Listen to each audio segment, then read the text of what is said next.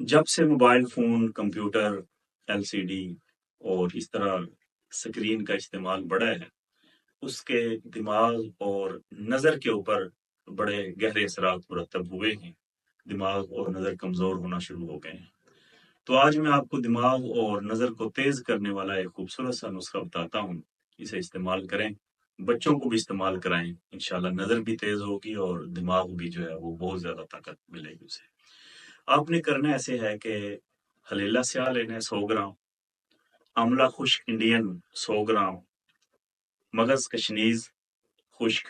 یعنی خشک دھنیا 50 گرام، سونف 50 گرام، پستہ 50 گرام اور میٹھے بادام ان کی گری 100 گرام، برہمی بوٹی 100 گرام اور سنکھا ہولی بوٹی